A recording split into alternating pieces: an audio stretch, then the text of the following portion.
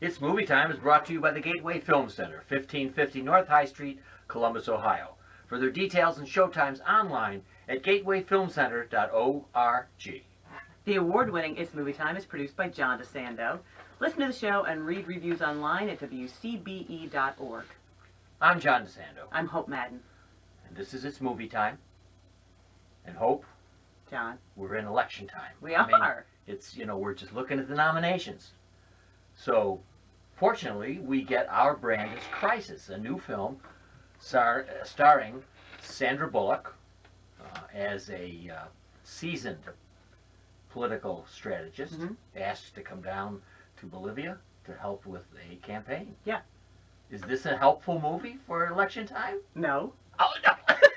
Oh, dear. I mean, I think it might be kind of interesting during a presidential election because it's an interesting insight into the strategy, the fact that honest to God, they don't care at all about anything other than winning, and that's the strategy, is simply to win. How do we spin this so that our candidate gets in? No real interest in the candidate or in the people, and so that's, I think, a fascinating and often tongue-in-cheek, interesting, sort of cynical view that probably isn't that far from the truth.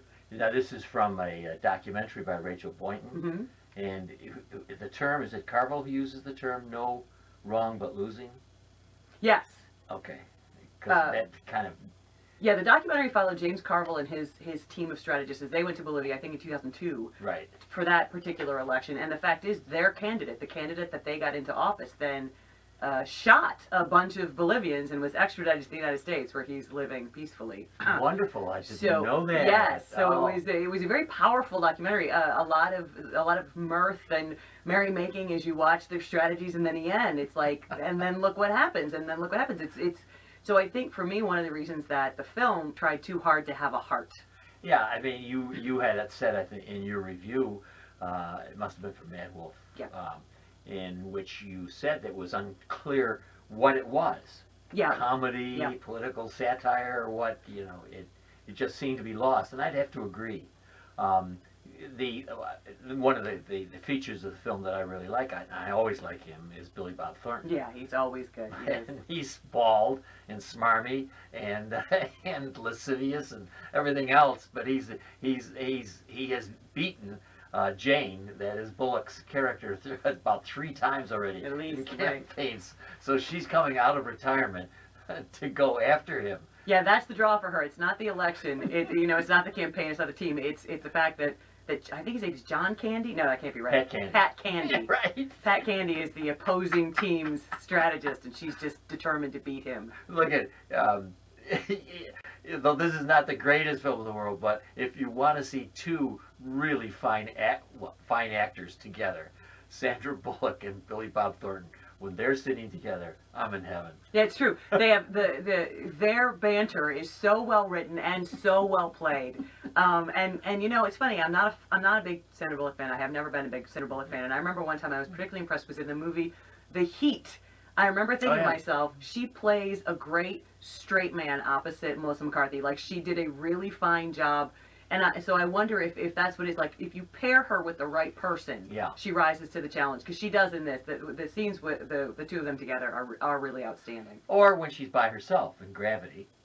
I didn't care for her in Gravity. But she's got Clooney on the headset. Right, that might help. But that's interesting because the role in this film was made for Clooney. Right, it was originally written for Clooney, who produced it. Yes, right. That's right. But David Gordon Green, the director, he thought it would be more interesting to have a woman in the lead role. Yes. And I have to agree. I think it probably was. Yeah, and Sandy Bullock has been, along with I think some other powerful women in Hollywood, trying to make sure that the wave is toward having more women as leads in films like this. So it was, I have to applaud her. Yeah. And I'm with you. I don't know about Blindside, where she got the Oscar. What don't you know about Blindside? I mean, I don't know why she got an Oscar. Yeah, I'm with you. There are a few films on this planet I loathe more than The Blind Side. Good for you. I was trying to be respectful. Yeah, one of the things that has kept me from being a big fan of Sandra Bullock is that Hollywood is obsessed with her.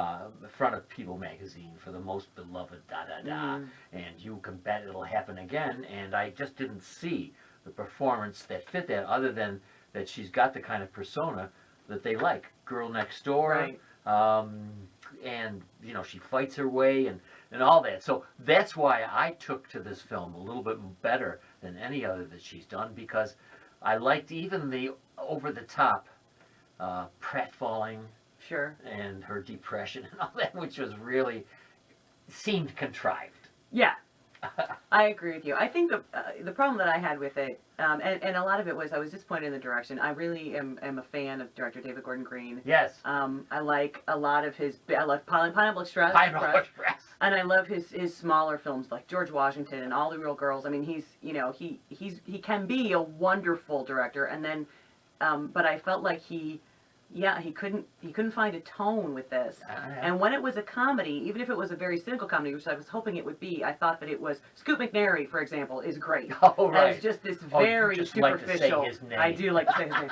But then it wound up being too much of a white savior film, and Oh boy. it's impossible for me to ever get past that.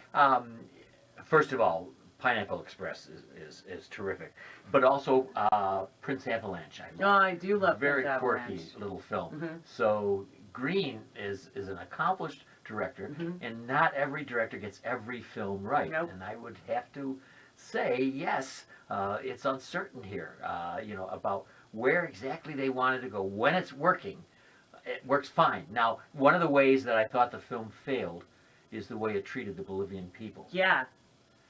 They're very condescending, and they were like, what did they say?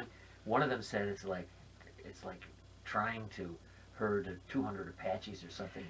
Well, Very. I think is funny is a lot of the lines are intentionally condescending so that Sandra Bullock's character can yell at the candidate. They say these people a lot. Yeah. The candidate says these Good one. people a lot about his own. But see, that entire effort just drew my attention to Eddie, the Bolivian who's on the strategy team, who keeps being elevated because he's The young man. such a hardworking and earnest. And I'm like, that is the most condescending, Yes. patronizing figure. That's the one true Bolivian that we get. And on the one hand, I very often I think I would fault the writer for something like that, but the writer Peter Strawn is actually great. He's always great. Yes. He does great adaptations. Tinker Tailor Soldier Spy was his. Right.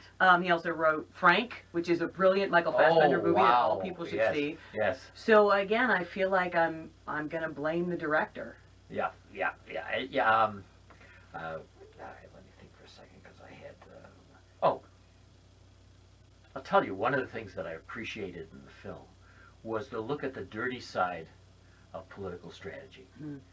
There is a moment when she convinces them that they have to go after the opposing candidate. Mhm.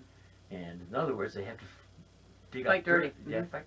And there's even a way that we suspect that she did it at some point for her own candidate, so that her candidate could deny it. They would ascribe it to the opponents digging up this piece of dirt. But she had planted that, not Right. somebody else. But Yeah. she had. Now I'm going like my mind is just spinning Yeah.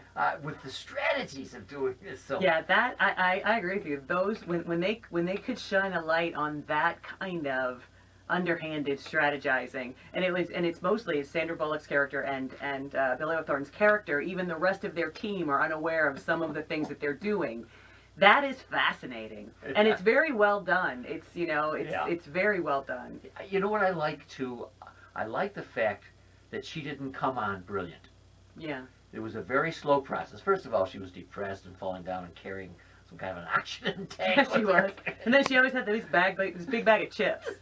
Just carrying around this big bag of So chips. what I liked is that she was kind of hanging around, checking things out. This candidate's wondering, what am I paying for here with this woman? But when she gets to the Yeah. point, that's what you paid for. Right. It's just that you have to go through this, and I really liked that. It seemed to me reasonable that somebody isn't going to just jump in and have the brilliant solution. That she checks things out, she kind of gets herself squared away, and then gets going in the campaign, which turns dirty. Now, to me, in thinking of our current campaign, I suspect that some of these strategies the Clintons might do.